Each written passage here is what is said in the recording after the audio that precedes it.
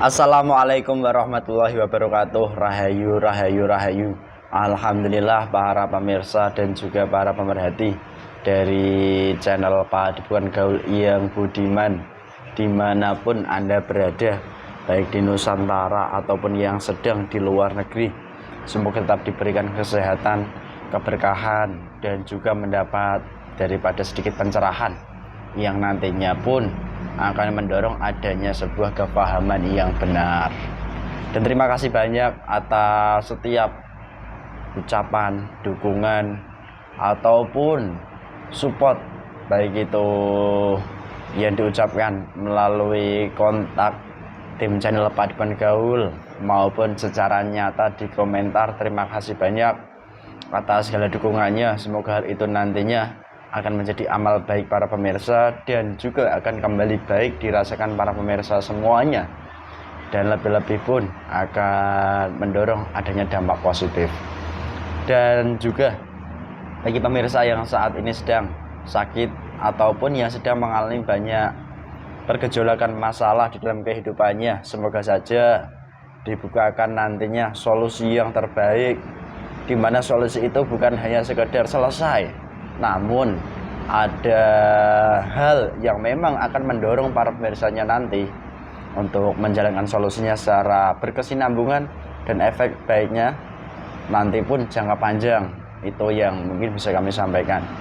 Dan bagi pemirsa yang sedang malas-malas ibadah ataupun yang sedang susah untuk move on atau hal-hal lainnya, semoga saja mendapat solusi masing-masing yang terbaik. Dan juga bagi pemirsa yang dimudahkan urusannya, semoga saja bisa mensyukuri nikmatnya dengan cara yang benar pula. Dan di kesempatan ini pemirsa, beberapa waktu yang lalu ada kejadian di mana di Nusantara ini sendiri dikenal dengan kawasan, wabil khusus di Pulau Jawa, dikenal dengan kawasan cincin api, di mana hal itu sendiri banyak gunung-gunung aktif yang berada di wilayah Pulau Jawa, di mana Pulau Jawa itu sangat panjang dari ujung Jawa di bagian timur sampai ke barat. Dan di keadaan sekarang ini, daripada gunung-gunung itu sudah mulai aktif kembali, menurut daripada pihak yang berwenang, badan tertentu mengatakan bahwasanya aktifnya gunung di Nusantara itu ada suatu hal yang dimana gejolak alam di bawah itu sedang terjadi. Karena itulah akhirnya membuat sedikit beberapa gesekan dan mungkin mengakibatkan daripada kejadian gempa yang beberapa waktu yang lalu maupun sudah terjadi beberapa hari ini. Dan sedikit di kesempatan ini pemirsa yang agak ramai, yaitu di wilayah barat, terutama di wilayah puncak bagian barat, tepatnya di Kabupaten Bogor, itu juga mengalami daripada goncangan dari gempa, namun skalanya tidak terlalu besar. Secara sudut pandang manusia sudah kami sampaikan seperti itu, mungkin kurang lebihnya jika salah pun bisa dikoreksi. Dan juga perihal apa sih sebenarnya daripada gempa ini? Adakah suatu pertanda khusus atau mungkin ada pesan tersirat secara hakikat yang ingin disampaikan daripada Sang Pencipta kepada makhluknya? Untuk itulah kita sebagai manusia perlunya dengan bijak menyikapi kejadian yang ada di sekitar kita dengan baik dan benar. Itu yang kami sampaikan. Dan lebih-lebih dari kejadian ini sendiri, itu semoga saja kalau memang peringatan mengingatkan kita untuk kembali ke jalan yang benar, dan lebih-lebihnya nanti pun akan sama-sama menapaki jalan yang benar dan sesuai. Dan alhamdulillah di kesempatan ini saya masih ditemani mediator teman saya, yaitu Mas Hamid. Assalamualaikum Mas Hamid. Waalaikumsalam. Sehat Mas? Titis, alhamdulillah sehat. Dan alhamdulillah sehat. Dan mungkin itu sedikit narasi dari kami pemirsa, bahwa gempa ini kita akan kuak sisi gaibnya, perihal apa, pertanda apa. Akankah pertanda ini pertanda yang dekat atau pertanda yang jauh? Dan juga banyak yang menghubungkan tentang aktifnya banyak gunung di Nusantara ini dengan simbol, yaitu terlahirnya pemimpin Nusantara. Apakah halnya seperti itu? Atau mungkin ya lebih jauh? Maka dari itu disimak baik-baik, dipahami dengan jeli dan benar, dan ambil hikmah dan juga sisi positifnya bagi pemirsa semuanya dengan bijak. Siap ya Mas? Alhamdulillah siap. Mungkin itu saja dari kami narasinya. Mohon izin, mohon doanya. Kita akan muat daripada perihal sisi gaibnya dan diberikan kelancaran dari awal sampai akhir dan bisa diambil manfaat tentunya. Amin.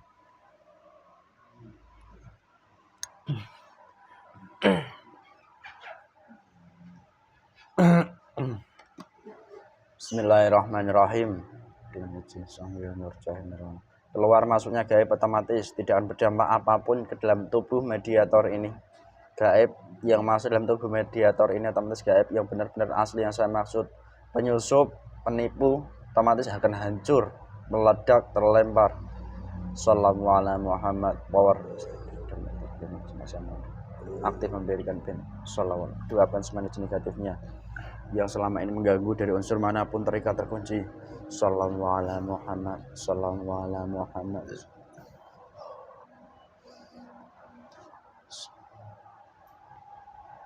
Bismillahirrahmanirrahim. Demi izin Sang Yang Nur Cahaya Nirwana. Salah satu makhluk gaib yang benar-benar tahu dan benar-benar asli dan diizinkan hadir dan bisa bercerita mengenai hakikat terjadinya letusan gunung di wilayah barat terkhusus yang baru saja terjadi dan bisa menceritakannya yang benar-benar asli dari golongan gaibnya. Ketarik ke tangan saya.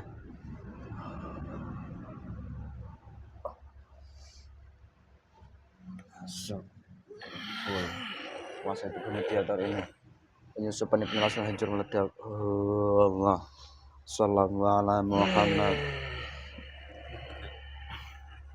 Menyesuaikan tubuh mediator ini otomatis kuasa full. Penyusup malam. Ada apa memanggil kami? Dengan golongan apa ini? Kesini. Saya dari golongan jin. Jin dari mana? Dan kami semuanya golongan jin. Dari mana Anda? Saya salah satu golongan jin. Dan teman-teman saya juga golongan jin. Yang berasal dari bawah gunung. Di salah satu gunung yang ada di Jawa Barat. Ingatlah resikonya. Kalau kamu berdusta, tubuhmu akan terpotong-potong. Sallallahu alaihi Muhammad. Berapa pun lapisan-lapisan akan ketahuan. Sallallahu alaihi Muhammad. Saya tidak berbohong. Anda sudah muslim atau belum? Saya belum muslim. Saya masih fasik. Tetapi saya sudah ada stempel perintah. Kamu masih perintah. Berarti antara perintah dengan disempurnakan menjadi muslim itu berbeda? Berbeda. Kami masih disuruh berjuang untuk memperbaiki kesalahan dari kami terdahulu. Oke. Di mana pada suatu saat kami dijanjikan kepada salah satu penguasa yang ada di gunung yang ada di Jawa Barat itu. Jika dari golongan kami nanti sudah berjuang, pasti suatu masa akan ada seorang ataupun golongan yang sudah muslim untuk memisahkan kami. Dan saya pun mendapat kabar bahwasanya jika jin atau siluman itu masih fase perintah itu masih garang sekali. Dulunya kami semuanya ini adalah pasukan-pasukan fasik yang dimana setiap hari kami bertempur dengan golongan-golongan yang sudah muslim. Tetapi karena pertempuran itulah yang membuat kami terkena stempel perintah dengan kekalahan yang kami alami pada jin yang sudah ikut muslim, yang sudah ikut beliau Sang Yang Cahaya. Jadi kamu dulu musuh bebuyutan kalau gitu. Setelah dikalahkan baru kamu mau tunduk dengan pasukan jin muslim tadi. Kalau begitu kamu bukan penghuni asli dari gunung itu? Saya asli. Asli. Jujur. Tetapi tidak di dalamnya. Dikala itu mungkin kamu posisi di lereng. Sekarang tugasmu berada di dalam, di dasar gitu. Tidak. Terus di mananya? Saat ini saya tidak bertugas dimanapun, tetapi saya ditugaskan ke seluruh penjuru yang ada di Gunung Jawa Barat itu. Jika ada perintah untuk kami kerjakan, pasti akan kami kerjakan. Salah satu dari perintah itu yang kemarin dari golongan kami kerjakan adalah membuat salah satu gunung itu berguncang. Di mana dari gunung itu yang berguncang itu sampai ke bumi-buminya. Jadi itu salah satu kemarin yang sempat dikerjakan golongan seperti kamu. Tetapi tidak kami saja. Ada golongan jin ataupun siluman yang sudah masuk Islam. Ya, oke. Sekarang saya mau dengan izin. Apa yang kamu sukai? Sekarang lengkap di depanmu sebagai sajian. Dan lengkap. Lengkap. Assalamualaikum. Sebenarnya saya tidak perlu disajikan makanan semewah ini. Ya. Tetapi yang kami harapkan, kami ingin sempurnakan. Oh, boleh. Kalau memang nantinya sudah memang porsi waktu ini kamu sudah diizinkan, ya mungkin akan disempurnakan sekalian. Terima kasih. Silakan sambil dinikmati. Itu hanya ya sebagai rasa gitu saya terhadap sesama makhluknya Allah untuk menghormati dan menghargai itu.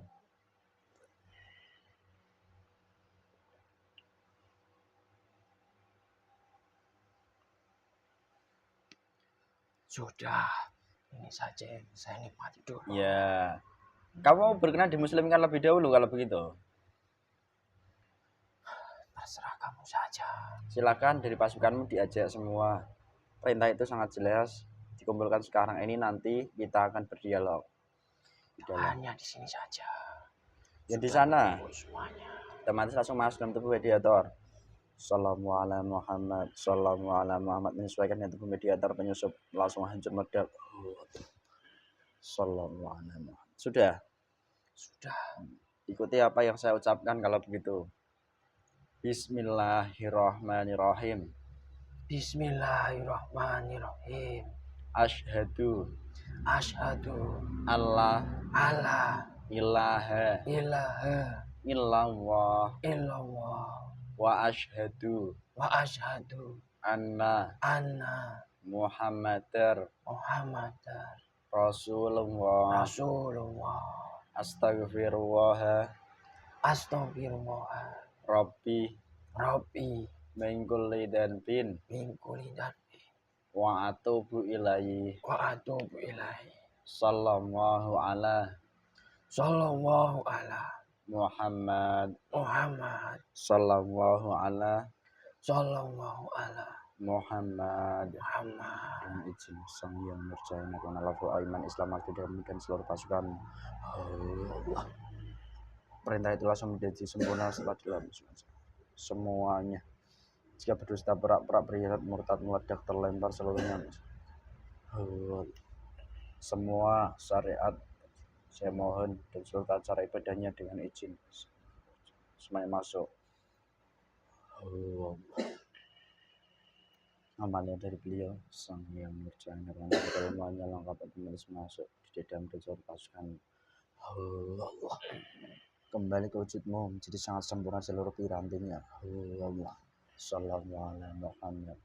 Sallallahu Muhammad. Perintah itu nantinya otomatis akan, kalau memang berlanjut oleh perintah itu, kamu akan berjuang dengan perintah itu dan juga kesempurnaan keislaman. Gimana? Terima kasih. Sama-sama. Sebentar. Sebelum kita berbicara lebih panjang lagi, tolong di dalam mediator teman saya itu yang mengganggu di tubuhnya. Dari pengganggunya itu langsung dihancurkan sekalian, baik di tenggorokan dimanapun. Assalamualaikum Muhammad. Sallallahu terikat dong dilempar.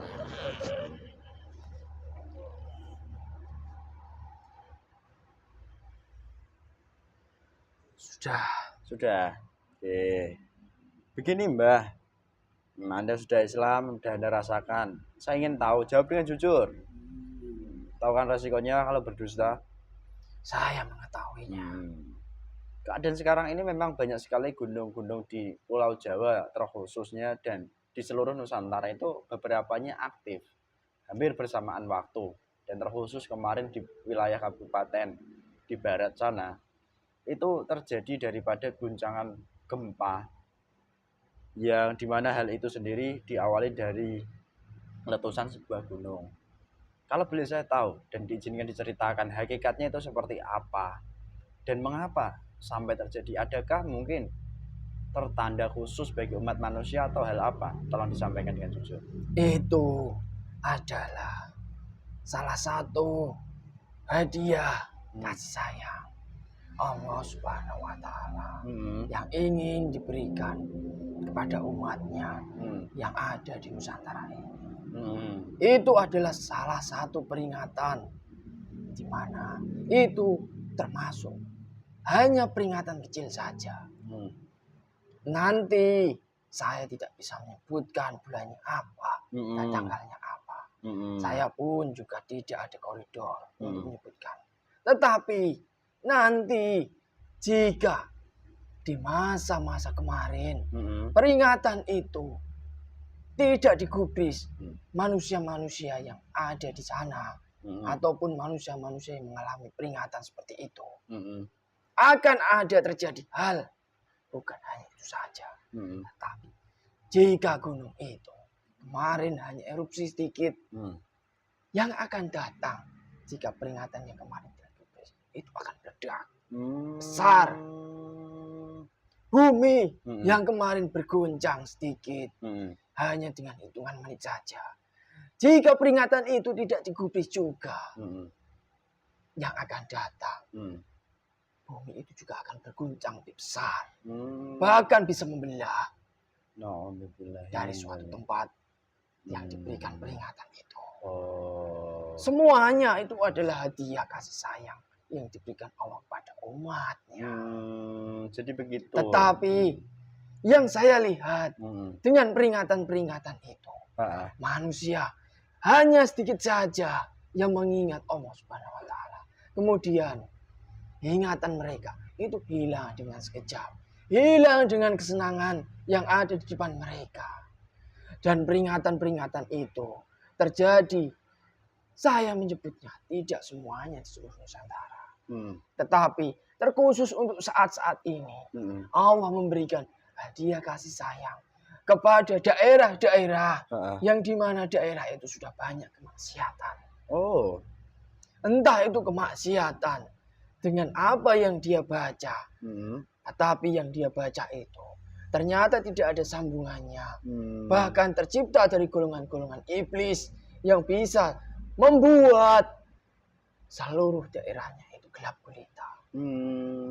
Dan yang lainnya, kemaksiatan antara seseorang yang dimana seseorang itu tidak ada hubungan yang sah.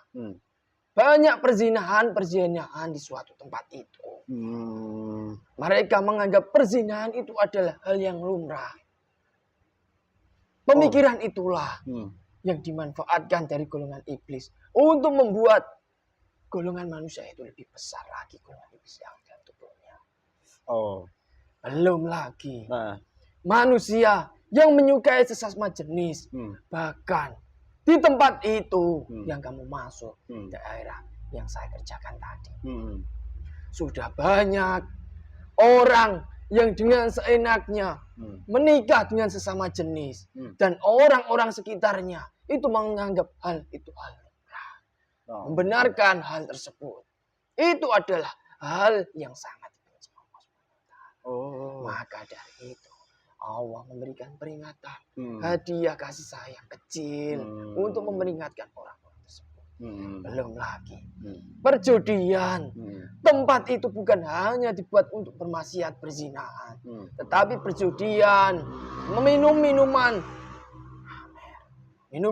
keras, mana minuman itu berasal dari golongan iblis, sudah merajalela dan menganggap perbuatan itu adalah hal yang lumrah di zaman saat ini. Itulah yang membuat kejadian kemarin itu dialami di daerah itu. Belum lagi di daerah-daerah di mana jika peringatan-peringatan tersebut itu pasti menandakan bahwa orang yang ada di sana itu sudah melanggar batas. Jika pelanggaran-pelanggaran sudah melalui batas sampai ke titik tertinggi, disitulah bukan hanya erupsi gunungnya, bukan hanya bergoncang saja buminya, tetapi bisa membelah lautan, bisa masuk semuanya ke daerah dengan kekuatan yang lebih tinggi. Gunung-gunung bisa meletus sampai berkilo-kilo jika peringatan itu tidak digubris. Dan itu akan terjadi. Tetapi saya tidak ada koridor untuk menyebutkan. Itu juga termasuk rahasia. Jadi yang memang sifatnya rahasia masih sir dan belum diizinkan, tolong disimpan, kan gitu saja. Dan saya ingin membedah sedikit begini. Yang perlu digarisbawahi. Allah itu sangat cinta, sangat sayang kepada daerah itu. Buktinya apa? Tandanya apa? Wali-wali yang ada di sana itu masih mendoakan supaya daerah itu terbendung dari bencana yang sangat besar. Malaikat-malaikat dari wali itu juga membendung dari golongan-golongan iblis yang ingin membuat huru hara lebih besar lagi. Itu adalah salah satu tanda kasih sayang Allah melalui wali-walinya yang ada di sana. Jadi perihalnya jelas begitu ya. Bahwasanya tetap wali-wali Allah itu dengan rasa cintanya terhadap sesama manusia, sekalipun mereka manusia terkadang melampaui batas salah, mereka tetap cinta dan saling mendoakan. Benar sekali. Tidak menggunakan hanya pedoman sifat-sifat buruk saja begitu. Ya. Tetapi wali-wali Allahnya juga mempunyai batas. Apa yang sudah dikehendaki Allah. Dan jika suatu saat itu terjadi, wali-wali Allah jika sudah berdoa, tetapi manusianya masih seperti itu, juga wallahu a'lam. Jadi itu nanti kembalinya kepada Allah. Terima kasih Mbak sudah menyebutkan sampai titik terangnya titik ini. Lalu ini yang ingin saya tanyakan. Setahu saya sebagai pribadi manusia, saya ingin menyampaikan dulu lebih dahulu. Di tempat sana, di wilayah barat, itu kan dikenal dengan beberapa kalangan manusianya, karena saya juga pernah hidup di wilayah barat sana, di mana manusia itu alim, mengerjakan ibadah, mengerjakan perbuatan baik, kan begitu. Namun satu hal yang masih menjadi pertanyaan bagi saya, di mana orang jika mengamalkan amalan sendiri tertentu, itu malah bisa membuat dampak buruk. Padahal manusia mungkin kan hanya merujuk daripada sebuah kitab atau mungkin kutipan tertentu. Berarti hal itu tidak menjadi pedoman kalau begitu? Tidak bisa menjadi pedoman. Saya di awal sudah menyebutkan, salah satu dari peringatan itu adalah dari manusia-manusia yang banyak membaca amalan, di mana itu amalan itu dianggap dirinya itu amalan yang baik, tetapi kenyataannya tidak, malah menimbulkan golongan hitam, menyelimuti kabut hitam di daerah itu. Dan kebanyakan orang-orang yang ada di sana sudah merasa apa yang dibaca, apa yang dilakukan, entah itu ibadah, sholat, sedekah, itu baik bagi mereka. Tetapi dia tidak berpikir bahwa banyak orang-orang yang dilukai dengan kata-katanya, bahwa dirinya itu merasa lebih baik. Dan orang-orang yang dilihat yang sesuai pandangan mereka, tidak sesuai ekspektasi mereka, itu dianggap kotor semuanya. Na'udzubillahi min dzalik. Astagfirullah Rabbi. Jadi malah perihalnya seperti itu.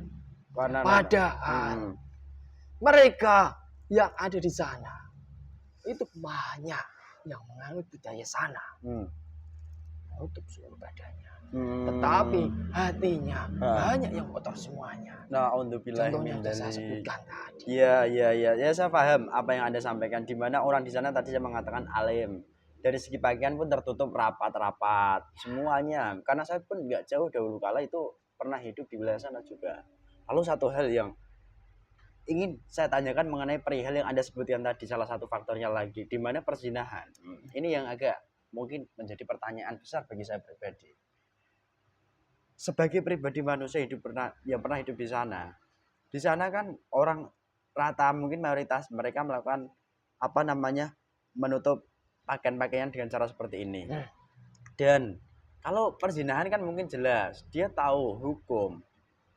Apakah dari hukum itu dibolak-balik mereka sendiri dan akhirnya perzinahan itulah yang akhirnya mereka tertipu daripada hukum-hukum yang diubah mereka sendiri. Ya, seperti halnya mungkin menikah dengan label di kontrak ataupun dengan hal tertentu. Apakah halnya seperti itu perzinahannya atau secara langsung pada manusia yang tidak tahu menahu seperti halnya hukum?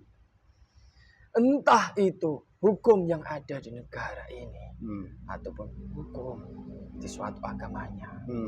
Bisa dibolak-balikkan di dalam manusia-manusia yang ada di sana. Itu semuanya karena golongan iblis yang ada di dalam tubuh orang itu sudah banyak. Yang menjadi hukum yang dimana mereka sudah mengetahui ini dilarang di agamanya. Ini juga dilarang di hukum di negara ini. Tetapi jika nafsu manusia, nafsu untuk kesenangan pribadinya itu lebih besar, hukum itu tidak berlaku di dalam tubuhnya. Semuanya dianggap hal biasa. Yang terpenting bisa memuaskan nafsu kesenangan yang ada dalam dirinya. Hasratnya begitu. Dan hukum itu akan dibolak-balik dan mungkin disenterkan kepada manusia-manusia lain juga. Dibolak-balik. Mungkin golongan iblis juga pintar. Setelah orang itu melakukan perbuatan zina, mungkin iblisnya ke belakang, mungkin membolak-balikkan hati manusia yang ada di sana bahwa yang dilakukan itu salah. Tapi manusia itu hanya berpikir seperti itu saja. Itu adalah kelicikan dari golongan iblis. Seakan-akan manusia itu menyadari kesalahan yang dia telah berbuat. Tapi setelahnya golongan iblisnya itu masuk. Lebih besar. Karena apa? Manusia sudah merasa bahwa saya itu sudah berbuat salah. Itu saja yang dilakukan manusia yang ada di sana. Dan tidak mengubah kesalahan itu. Benar. Dan tidak membawa dampak positif bagi dalam dirinya. Oke, saya paham Mbak dari apa yang Anda sampaikan. Silakan mungkin kalau memang mau menikmati. Ya, nanti saja. Lalu begini Mbak, yang mungkin masih menjadi misteri pertanyaan bagi saya. Di tempat sana kan memang terkenal dengan beberapa hal-hal tertentunya. Anda pun menyebutkan ya.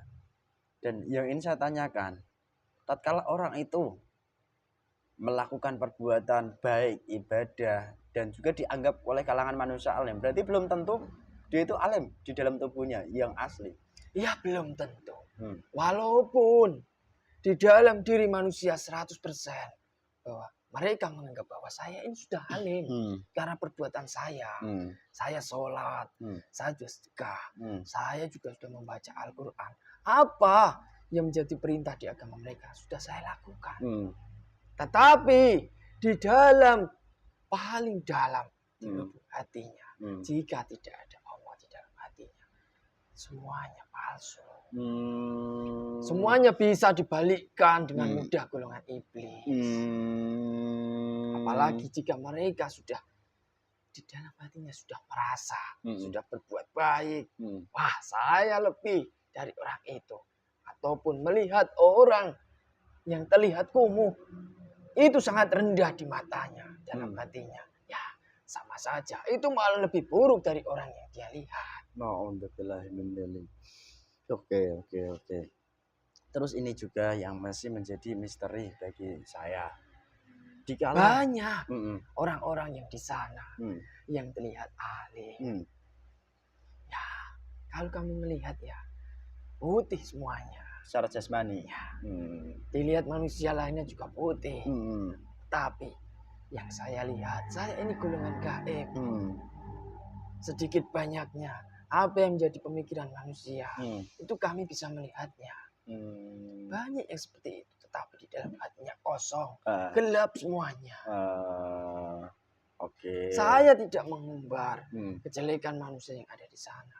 Tetapi karena kamu bertanya kepada saya, dan tujuan kamu menanyakan pada saya juga ingin berbuat positif, mensiarkan.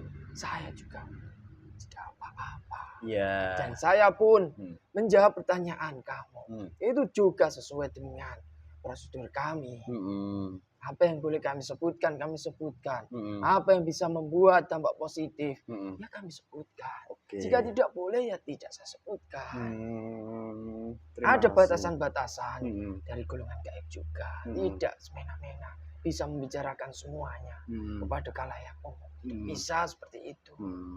Terus ini ya masih menjadi pertanyaan jelas bagi saya. Budaya tradisi. Ya. Wilayah sana itu kan masih menjadi bagian Nusantara. Di mana Nusantara ini sendiri dikenal dengan budayanya yang luhur. Di mana keluhuran budaya itu sendiri kan mencerminkan daripada kepribadian negeri tersebut, kan begitu. Yang menjadi misteri pertanyaan saya, budaya pernikahan sesama jenis dan juga perzinahan sesama jenis itu kan bukan asli dari Nusantara, tapi mungkin dari luar. Kok bisa masuk itu awal mulanya bagaimana? Bisa Anda ceritakan sedikit proses masuknya budaya itu? Suatu tempat, setiap detik, setiap menit, ada terjadi kemaksiatan termasuk zina. Disitulah golongan iblis-iblis kecil itu tumbuh ke atas.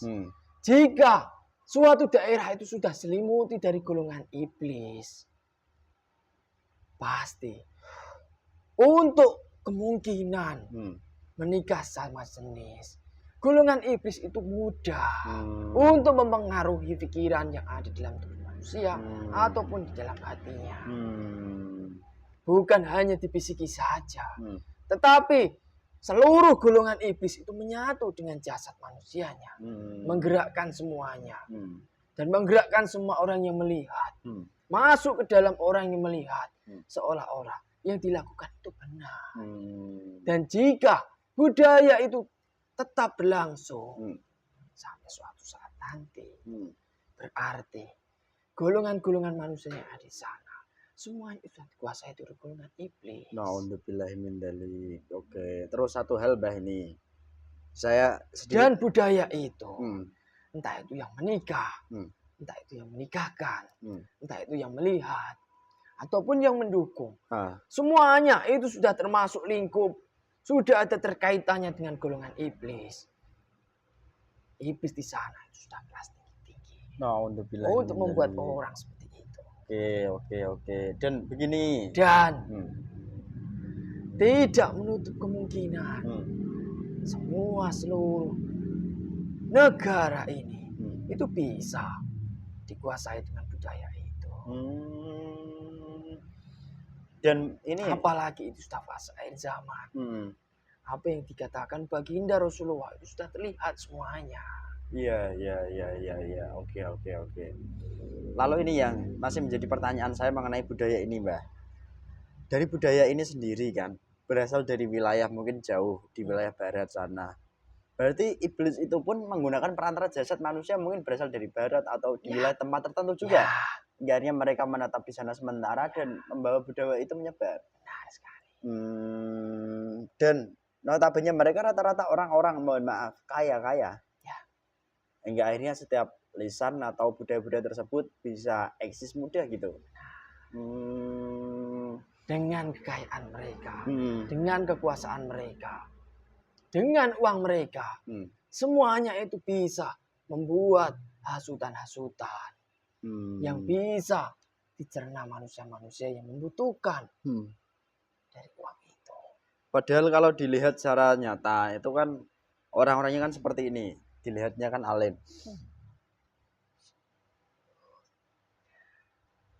lihat yang saya bayangkan.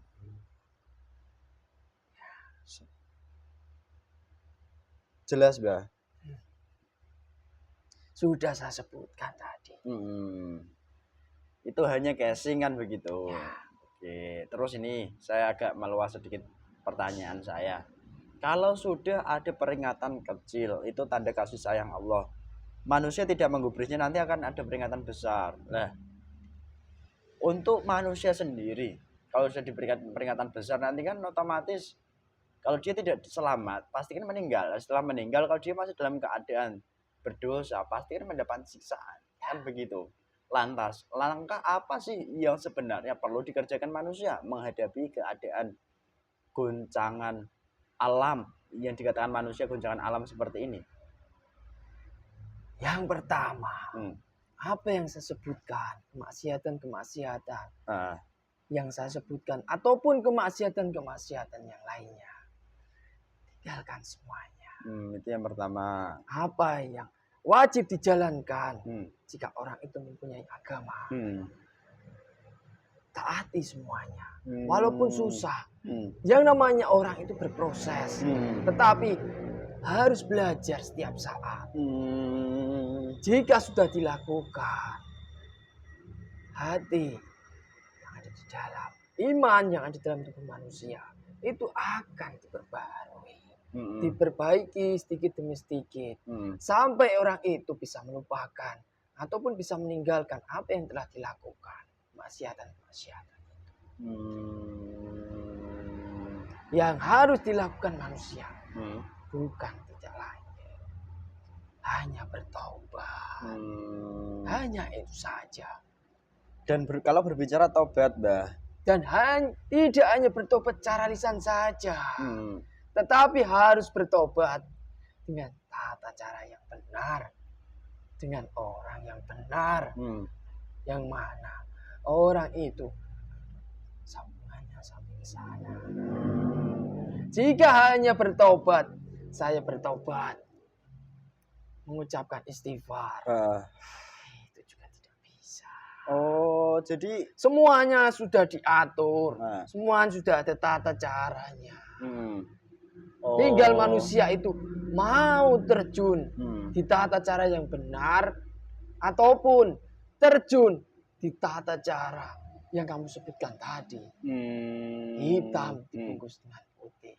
Jika terjun ke situ, bukan dampak positif yang dialami orang itu, tetapi semakin mutar-mutar kehidupan dalam jasadnya, semakin bingung.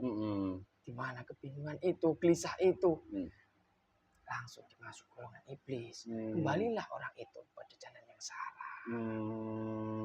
Dan satu hal yang mungkin saya sedikit ingin menyanggah, mungkin mempertanyakan sedikit. Untuk takaran kebenaran itu bukan menurut versi manusia, tapi menurut versi dari Allah gitu, yang hak. Dimana hukum-hukum Allah di dunia ini itu dikerjakan lebih dahulu, lalu mungkin nanti dibarengi dengan adanya dari jalan yang dibuat oleh Allah melalui perantara orang-orang tertentu, khususnya yang akan menjadi guru begitu. Orang yang saya lihat seperti kalian yang ada di sana itu banyak sekali. Orang-orang juga sudah sedikitnya banyak mengetahui, tetapi mereka tidak terjun. Mereka masih menimang-nimang kebenaran. Apa ini benar? Apa ini benar? Disitulah jika orang sudah berpikiran seperti itu, golongan iblis akan masuk lebih banyak. Dan timbangan akal manusia saja itu tidak menjamin sebuah kebenaran pun ya. Oke, terima kasih. Mungkin ada pesan lain, Mbah, yang bisa kamu sampaikan kepada dunia manusia mengenai adil ini? Ya, itu saja tadi. Terus ini ada beberapa kalangan juga yang mengaitkan di mana peristiwa gejolak gunung-gunung ini sendiri, di mana dikaitkan dengan pengganti pemimpin Nusantara. Itu bagaimana menurut pandangan Anda sebagai makhluk gaib? Ya benar. Tapi saya tidak mau menyebutkan lebih jauh lagi. Itu bukan koridor saya. Oke, terima kasih banyak. Dan itu memang kebenarannya ada. Ada hal lain lagi mungkin? Atau sudah cukup? Saya. Atau sudah cukup? Sudah cukup. Oke, terima kasih banyak Mbah. Anda sudah disempurnakan. Semoga yang lain yang belum disempurnakan nanti bisa menyusul dengan proses tertentu juga. Itu kiranya. Dan juga wallahu alam nanti yang mengislamkan siapa, kurang lebihnya begitu ya Mbah. Ya. Dan ini pun bukan kemampuan saya pun sebagai pribadi tidak bisa apa-apa, hanya dari Allah melalui bimbingan dari guru kami, lalu bisa diizinkan mungkin kepada kami, ya. Kan gitu. Jadi disikapinya itu dengan jernih pemirsa, supaya tidak salah lirik dan tidak salah tangkap dalam menyikapi hal-hal yang sifatnya itu ya sulit dijangkau dengan akal pikir manusia. Terima kasih, silahkan dihabiskan. Dan kembali mohon maaf jika banyak kekurangan dari saya pribadi. Tidak, justru kami mengucapkan terima kasih sudah disempurnakan untuk menjadi muslim. Ya, sama-sama. Silahkan keluar. Terima kasih. Salam. Saya pamit. Assalamualaikum warahmatullahi wabarakatuh. Waalaikumsalam warahmatullahi wabarakatuh.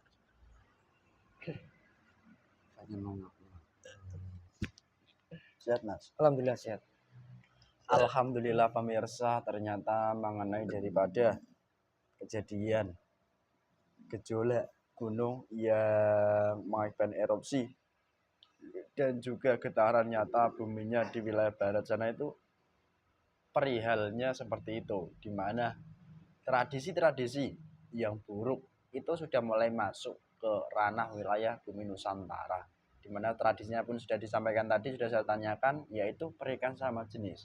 Karena tradisi seperti itu adalah tradisi yang tidak pas dan jelas-jelas itu hal yang keliru. Jika itu diberdayakan lebih luas, maka nantinya kita sebagai pribadi akan lebih jauh tersesatnya. Dan semoga dari kejadian ini pun bisa menjadi iktibar, pengingat bagi kita untuk mengambil hikmah dan lebih-lebih menjalankan kewajiban-kewajibannya secara benar dan juga berkesinambungan, dan lebih-lebih pun akan membawa dampak baik ke depannya nanti. Amin. Itu yang kami sampaikan. Dan dari konten ini juga kami pertegas bahwasanya tetap kebenaran mutlak itu tetap menjadi milik Allah. Dan ini pun memang syiar. Akan tetapi jika hal ini sendiri ada beberapa mandorotnya, anggap saja mungkin sebagai konten yang bisa diambil hikmahnya dan juga hiburannya. Itu yang bisa kami sampaikan kurang lebihnya. Dan jika dari kami banyak kesalahannya, mohon maaf yang sebesar-besarnya. Itu saja dari kami, cukup sekian. Tetap semangat Nusantara. Wassalamualaikum warahmatullahi wabarakatuh. Rahayu, rahayu, rahayu.